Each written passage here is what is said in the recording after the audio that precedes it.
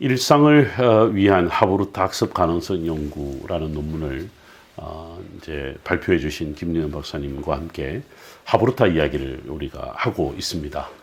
하브루타가 참 많은 사람들에게 회자되고 있는데 하브루타가 이것이다 라고 말하는 것이 쉽지 않더거든요. 워낙 학자들마다 또 적용하고 실제 사용하고 있는 분들마다 하는 이야기가 너무 다양한데 오늘 우리 김리현 박사님을 통해서 우리가 이 하브루타 이야기를 통해서 좀 더 구체적으로 이해하고 있는 것 같습니다. 이제 이 논문에서 밝히고 있는 아직은 이제 본론에 들어가기 전에 이 본론의 가장 핵심적인 것을 즉 김진현 박사님이 제안하는 또 대안으로 내세우는 이 연구에 있던 이야기를 하기 전에 그동안 이제 학자들 혹은 한국에 많이 알려져 있는 이 하브루타 구조, 그러니까 하브루타라고 하는 것이 짝을 이루어서 대화를 하면서 학습의 어떤 향상이라고 할까요? 또 학습자의 새로운 인식을 또 그 인식적 지평을 넓혀간다라고 해야 될까요? 이것이 이루어지는 프로세스가 되는 그 과정이 분명히 있을 것 같아요. 그래서 그동안의 하브루타의 어떤 학습 구조가 있었는지 이야기를 여러분들과 좀 나눠보려고 합니다. 김연 박사님 감사합니다. 우리가 하브루타에 대한 정의, 하브루타가 무엇이다, 또 왜 우리가 필요한지 이야기를 지난 시간에 나누었었는데요. 이번에는 이제 박사님이 이제 그 하브루타 학습 구조에 대한 이야기를 해 주셨었어요. 물론 이제 박사님이 제안하는 그 구조 이야기에 앞서서 그 동안에 우리가 많이 이야기하고 있는 하브루타 구조, 이게 이제 우리가 좀 궁금한 게 있습니다. 여러 이야기가 있을 것 같은데 또 이것이 옳다라고 자기 것만 또 진짜 하브루트다 뭐 이렇게 이야기하는 사람이 있어요. 이전 시간에 전성수 교수님 이야기를 해 주셨어요. 전성수 교수님은 저도 개인적으로 잘 아는 분이고 또 하브루타 때문에 저를 또 찾아와 주셔서 이스라엘의 하브루타를 실제로 라피디학에서 몸소 경험한 또 제 이야기를 참 겸손히 그렇게 들으셨던 교수님이셨는데 몇 년 전에 이제 작고하셨죠. 굉장히 참 안타까운 참 소식이었습니다. 어떻게 보면 하브루타 이야기는 이전에 여러분들이 이야기를 하긴 하셨습니다만 이걸 한국 교회에, 심지어는 한국 사회에 아주 하브루타 관련해서 엄청난 바람을 일으키셨던 장본인이셨는데 돌아가셔서 하브루타의 이야기가 좀 더 집중되지 못하는 그런 모습을 요즘 좀 느끼게 되는데 전승수 교수님 이 자리에 모셔서 함께 이야기했으면 참 더 의미가 있는 자리가 아니었을까. 그럼에도 불구하고 이제 김진영 박사님을 통해서 좀 더 이제 논문의 형식으로 아주 구체적으로 이렇게 이야기를 해 주셨습니다. 전성수 교수도 이제 말씀하셨던 하브루타의 학습 구조, 그동안 연구된 이야기들을 좀 몇 가지 좀 나눠 주시면 좋겠는데 우리가 언뜻 이해할 수 있는 학습 구조는 어떤 게 우리에게 많이 알려져 있습니까? 하브루타를 진행함에 있어서 중요한 그 절차적인 틀이 좀 있다, 이렇게 우선은 이해하시면 될 것 같아요. 그러니까 본문이 있고 학습자 2명이 있다 했을 때 이 두 사람과 본문을 가지고 어떤 절차에 걸쳐서 하브루타를 진행할 것인가 하는 거죠. 우선 엘리 홀저나 오리 켄트라고 하는 하브루타의 저명한 학자들은 크게는 3가지, 조금 더 나누면 각각의 한 가지마다 2가지 단계가 있다, 이렇게 얘기를 합니다. 그래서 그 단계를 이렇게 살펴보면 우리가 성경을 읽는다라고 얘기를 했을 때 우리가 성경이 텍스트라고 한다면 어떤 본문을 우리가 읽는 거죠. 그러면은 성경이 얘기하는 바를 우리는 우선은 경청을 해야 될 겁니다. 그래서 잘 들어보고 그리고 그것을 내 말로 잘 표현해 보는 거. 그래서 그걸 2가지 단계라고 할 수 있어요. 첫 번째가 경청하기고 2번째가 표현하기입니다. 그러니까 하브루타가 진행이 됐다 했을 때 우선 이 2가지가 진행이 되는 거죠. 텍스트가 있다. 우리로 말하자면 성경일 수 있고 유대인들이라고 했을 때는 탈무드가 될 수 있겠죠. 그래서 그 본문을 보고 각각의 학습자들은 저마다의 본문의 무엇을 얘기하는지를 경청하는 거죠. 그래서 경청을 하고 자기 말로 이 본문은 이렇게 해석할 수 있구나 하고 자기 말로 표현해 보는 겁니다. 그래서 이 두 가지가 경청하고 또 표현하기다 이렇게 이해할 수 있고요. 그 다음에 한 단계를 좀 더 나아가면 내가 이해한 것뿐만 아니라 내 하브루타의 파트너, 하브루타 짝이라고 할 수 있는데 이 짝은 또 그 본문을 어떻게 이해를 했는지 서로 상호 작용이 필요하다는 거죠. 그래서 오리켄트나 또 엘리 홀저 같은 경우는 그 단계를 원더링이라고 표현을 했는데 이 의미가 뭘까? 우리가 항상 그 어떤 텍스트가 모든 텍스트가 다 이해되는 건 아닐 수 있습니다. 그러니까 이 텍스트는 무엇일까? 의미가 뭘까? 이거를 원더링이라고 했는데 한국말로 하자면 추측해 보는 거라 이렇게 얘기할 수 있습니다. 이 본문은 무엇일까? 그리고 그 추측해 본 이야기를 하브루타 짝과 함께 서로 이야기해 볼 수도 있는 거죠.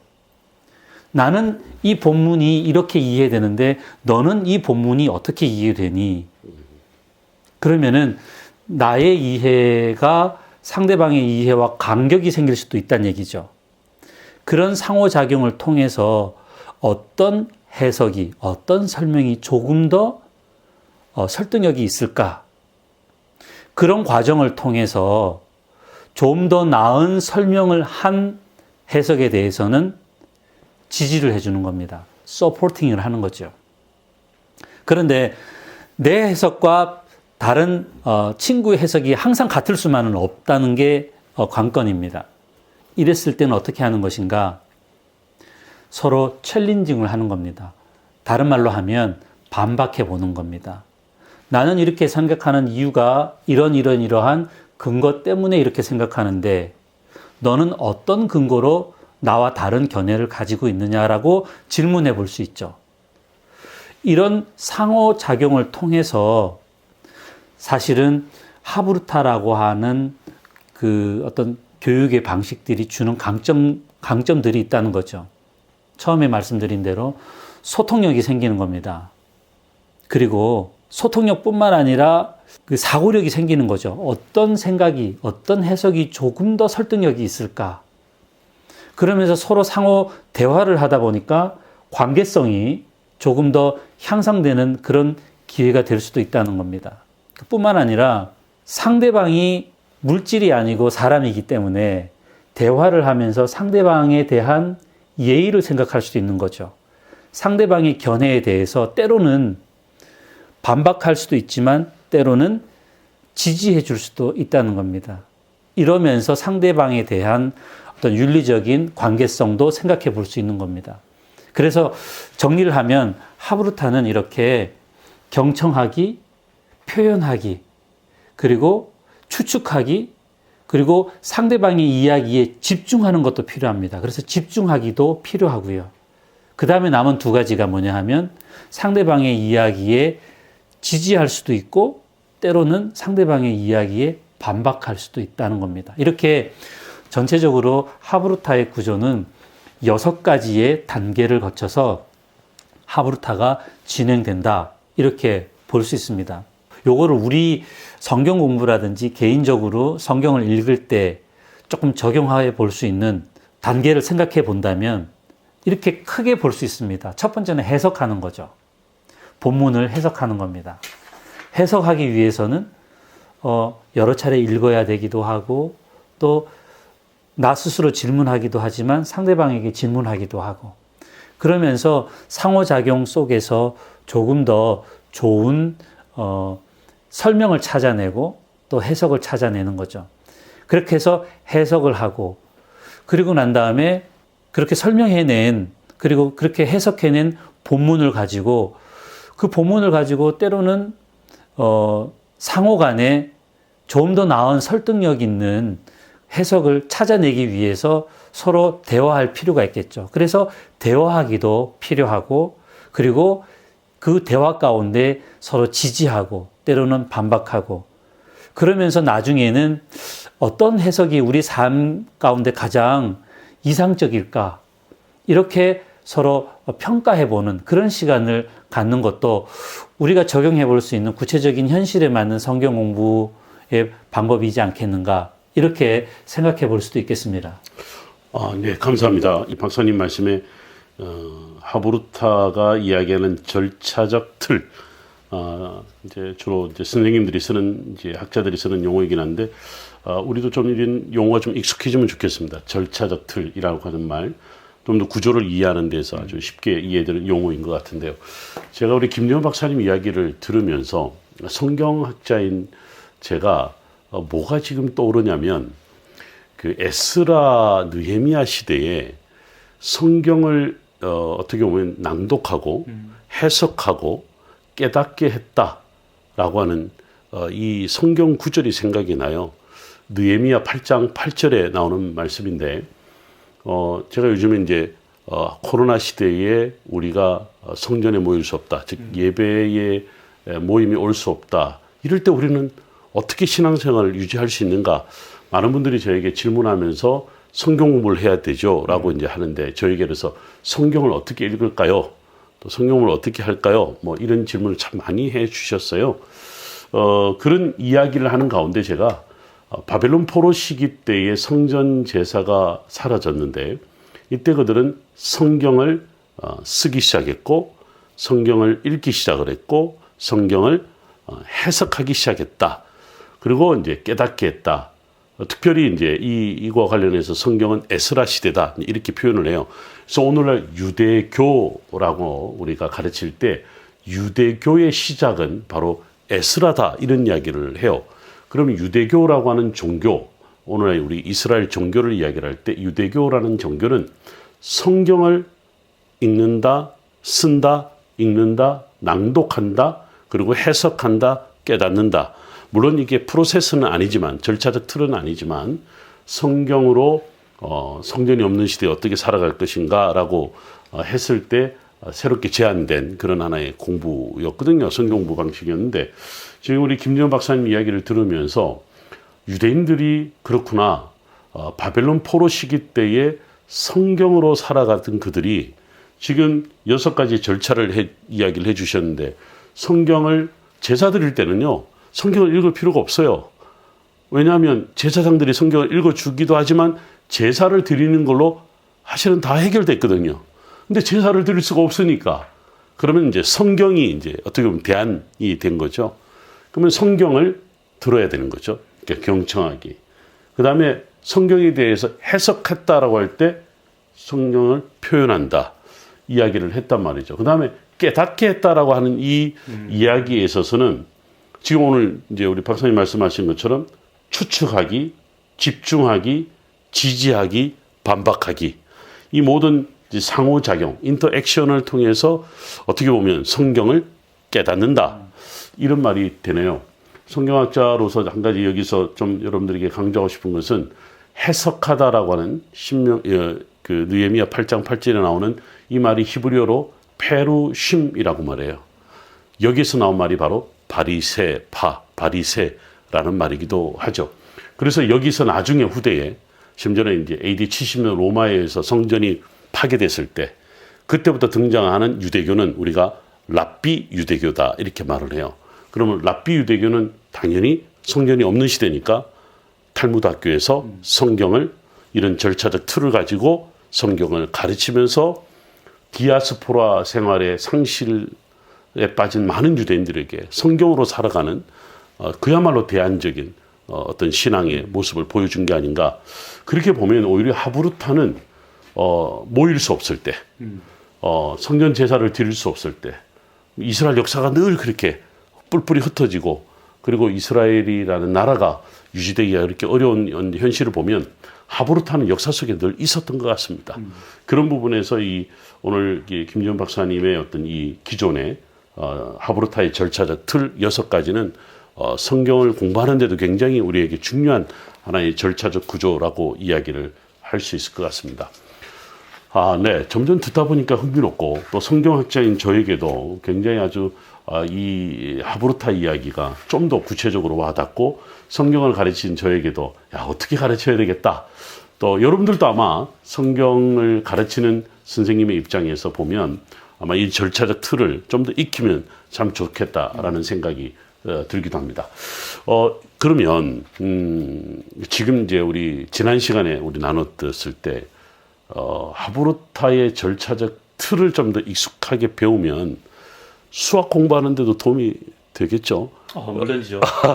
그러면 지금 현재 우리 뭐 성경 공부 말고 뭐 이제 소위 우리 일반 교육에서 사회든 뭐 역사든 이런 교육에 있어서 실제로 한국 사회에 아까 학원에서도 하브루타 이야기를 하신다고 그러는데 어떻게 그 절차적 틀을 가지고 있는지 혹시 한번 살펴보셨는지요? 그 하브루타가 주는 강점 중에 하나가 학습자들의 참여라고 할 수 있어요. 일반적으로 학원에 가면 선생님이 흑판에 또는 화이트보드에 많은 것들을 뭐 프레젠테이션을 통해 가지고 암기할 내용이라든지 전달해야 될 정보들을 일방적으로 전달을 한단 말이죠. 그런데 하브루타와 관련된 교육 방식을 통한 연구 결과에 의하면 실질적으로 학생들이 교육에 참여했을 때 예컨대 내가 옆에 있는 친구들에게 내가 알고 있는 정보를 가르쳐 준다. 또는 내가 실제로 소리 내어서 다른 사람들 앞에서 낭독을 한다. 또 이렇게 교육 방식에 참여했을 때 오히려 교육 효과가 훨씬 더 좋았다라고 하는 연구 결과가 있었단 말이죠. 그렇다 그러면은 일반 학원에서도 하브루타가 주는 강점들을 차용을 했단 말입니다. 그것 중에 하나가 학생들의 참여, 그러니까 질문해 보는 거, 그리고 내가 알고 있는 정보를 옆에 있는 친구들에게 설명해 보는 거, 그리고 서로 토론해 보는 건데요. 그러니까 학생들이 서로 다른 입장을 가지고 토론을 경험하게끔 하는 겁니다.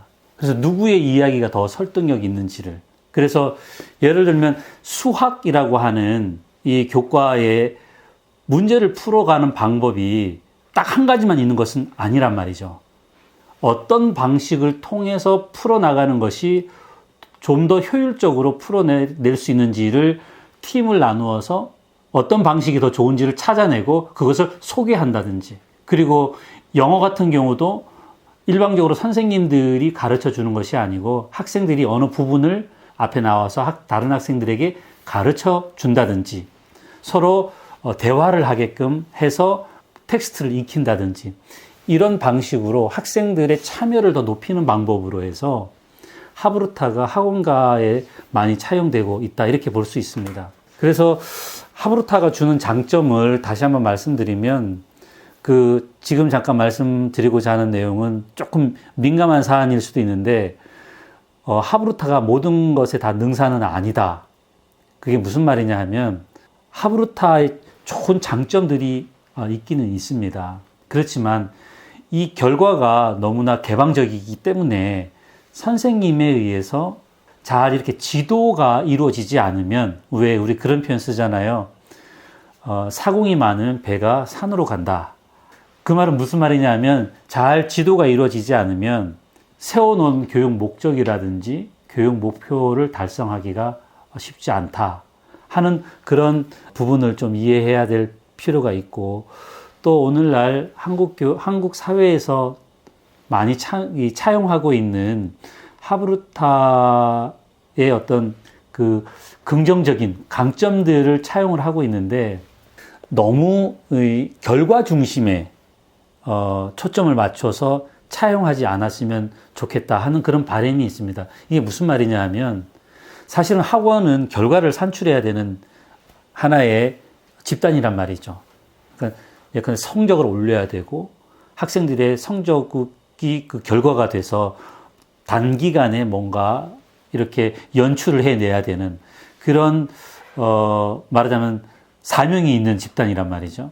그런데 하브루타는 그런 단기간의 결과를 위한 교육 방법이라기보다, 아까 김진산 박사님 말씀하신 것처럼 과정 속에서 학생들이나 하브루타에 참여한 학습자들이 갖게 되는 역량들, 예컨대 소통하는 방식이나 소통하는 능력, 사고하는 능력, 또는 관계하는 방식의 역량, 그리고 비판 의식이라든지 이런 또 관계성뿐만 아니라 어떤 윤리성 이런 것까지도 함께 함양할 수 있는 그런 과정 중에 이루어지는 그 유익들이 있기 때문에 사실은 학원이나 이런 말하자면 이윤을 창출해내야 되는 그런 단체에서 좀 조심스럽게 접근해야 된다라고 이렇게 말씀드릴 수 있겠습니다.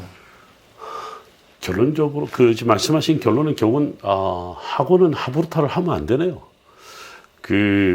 왜냐하면 결과를 산출해야 된다. 즉 성적을 올려야 된다라는 것이 목적이 된다면 하부르타를 하면 안 되네요. 그러니까 그러면 하부르타는 교회가 해야 되네요. 교회는 성적을 내지 않지 않습니까? 교회도 성적을 주나요? 제가 어릴 때 교회 갔는데 시험을 보는데 저 교회 안 다녔습니다. 저는 초등학교 때 교회를 한번 방문했는데 오늘 보니까 성경시험 이런 거 보더라고요. 아니야, 그래도 학교에서 시험 본다고 힘들어 죽겠는데 교회에서 시험을 본다 해서 시험에 빠져서 제가 교회를 안 다니고 고등학교 때 교회를 다닌 적이 있었는데 그러고 지금은 이제 목사가 됐습니다.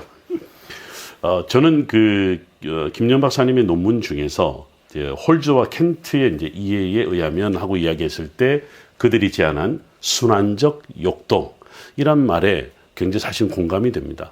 그러니까 상호작용, 영어로 인터액션이라고 하는 부분에서 아까 4가지 이제 이야기를 했었죠. 전체 6개의 과정에 있어서 이제 1단계, 가장 기본적인 단계가 본문을 듣는다. 이제 읽어주고 또 듣는다. 그 다음에 이제 그걸 자기 말로 표현한다라고 하는 관계가 각자가 시작된다면 그 다음에 작용에 있어서 말씀한 대로 이제 뭐 지지도 할 수 있고 또는 또 자기가 자기 어떤 부분에서 이건 아닌데 하고 반박할 수도 있겠죠. 이런 과정에서 지금 4가지의 중요한 부분을 이야기를 하셨더라고요. 그래서 소위 이제 어떻게 보면 소통력, 그다음에 이제 사고력, 그리고 이제 관계성, 마지막으로 윤리성이라고 하는 부분을 아주 많이 강조해 주셨어요.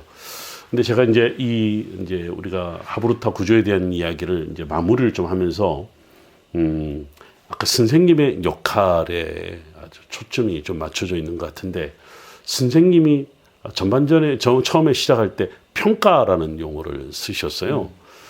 어쨌든 선생님이 이제 시우르, 즉 이제 하부르타 과정을 통해서 학생들이 어느 정도 학습 내용을 잘 이해하고 토론을 하고 난 다음에 선생님이 이제 들어오셔서 이야기를 할 때 선생님도 그걸 보면서 평가를 한다라고 한다라면 선생님은 이게 무슨 기준으로 평가를 하냐? 말 잘하는 친구를 해야 되냐? 아니면 정말 반박을 잘해서 그 설득력을 가지고 상대방의 이론을 어떻게 보면 이렇게 뒤집어 놓고 내가 옳다 뭐 이런 것을 또 평가하냐?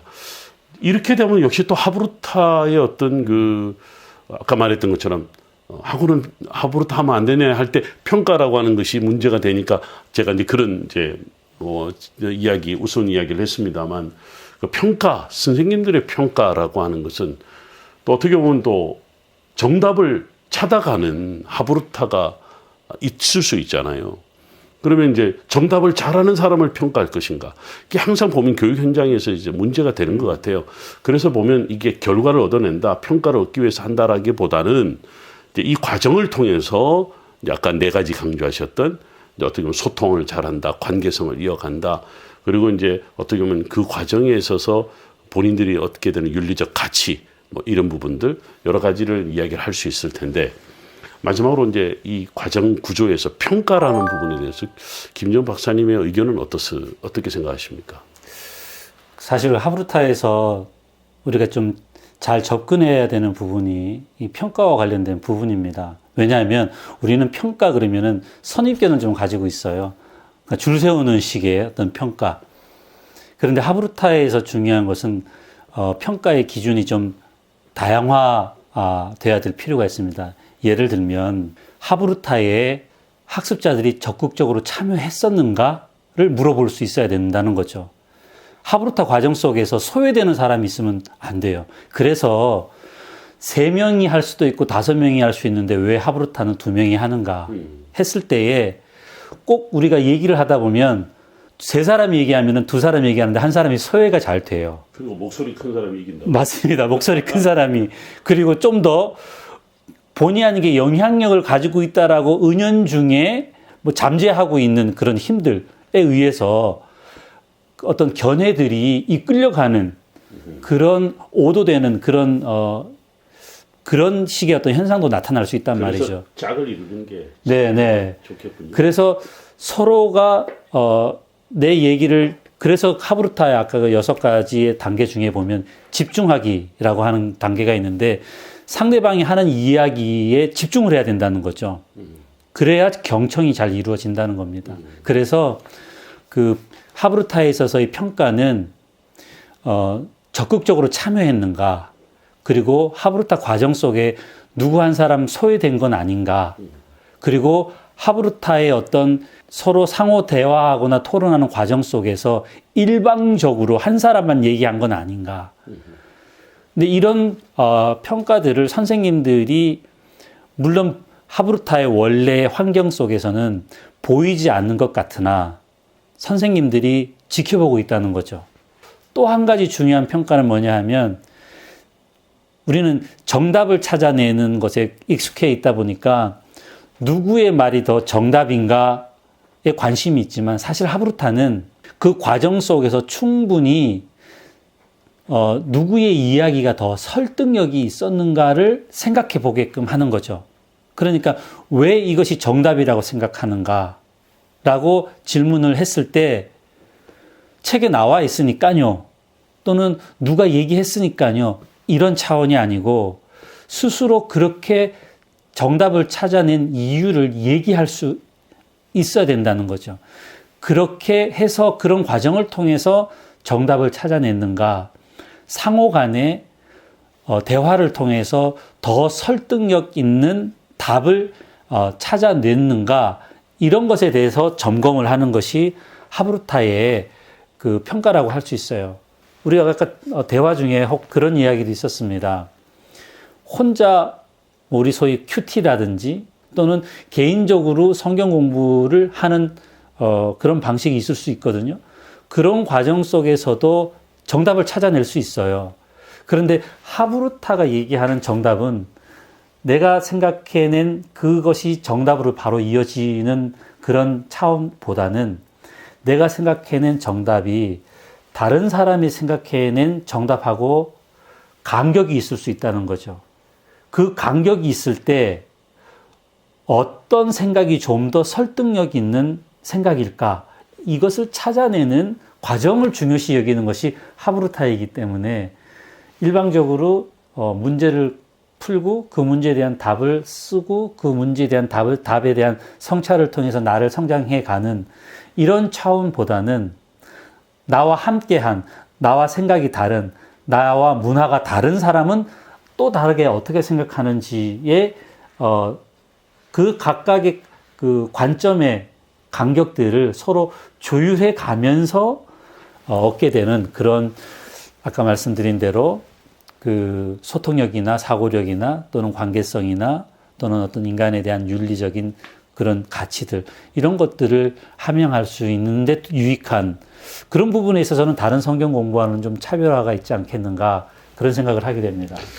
예, 잘 정리해 주셔서 고맙습니다. 지금 제가 말씀드리려고 했던 평가라고 하는 부분은요, 이제 시험을 본다. 시험을 통한 이제 평가. 이제 이런 그 부분인데, 우리 김정 박사님 말씀하신 평가는 이제 하브루타를 통한 가치, 어떤 것을 이제 어떤 가치를 이제 창출해내는가에 대한 평가 이야기를 해 주신 것 같습니다.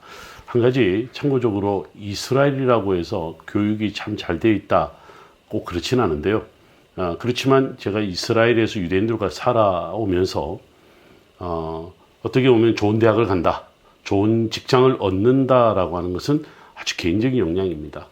그런데 그 직업을 가졌을 때, 어떤 학교에 들어갔을 때 그 사람들이 어떻게 보면 살아가는 또는 일하는 또는 공부하는 그런 그 어떤 삶의 과정에 있어서 어떻게 보면 늘 일상 속에 체화된, 아까 표현된 내 몸에 익숙한 이 하브루타의 어떤 그 삶을 살아온 그들에게는 내가 조금 직장이 안 좋다고 해서 내 의견을 말하지 못한다거나 소통하지 못한다거나 관계를 못한다거나 그렇지 않다는 거죠. 사람마다 뭐 시험을 잘 볼 수도 있고 못 볼 수도 있죠. 이스라엘도 시험 보거든요.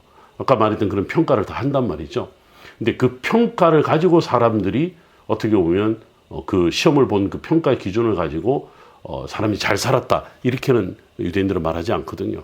어떻게 보면 내가 저들보다 못한 직장을 갖더라도 또 내가 다른 종류의 일을 한다 하더라도 내 삶의 행복이라고 해야 될까요? 갑자기 행복이라는 단어 말씀해서 죄송합니다만 삶의 가치를 구현한다고 실현한다고 해야 될까요? 그런 과정에 있어서 유대인들은 어떻게 보면 자기가 하고 있는 일에 대해서 굉장히 어떤 자부심을 갖고 있고 또 자기 생각을 움츠려들여서 말하지 못하거나 그러지는 않는다. 근데 그렇게 보면 제가 이제 경험한 유대인들의 어떤 삶에서 오늘 박사님이 이야기하신 그 하브루트 이야기는 굉장히 잘 스며들어 있다.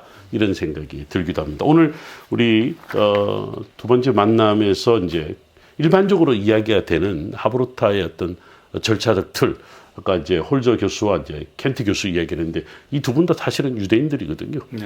또 이분이 제가 공부한 학교에서도 강의하시는 분이 이제 이 홀저 교수이긴 한데 만나본 적은 없습니다만 이 하브루타에 대한 철학적 어떤 그 기초를 아주 잘 만들어 놓으신 분 것 같습니다. 네, 이제 우리 다음 시간에는 이제 김진현 박사님이 제안하는 하브루타의 절차적 틀이라고 해야 될까요? 그 이야기를 좀 더 나눠보도록 하겠습니다.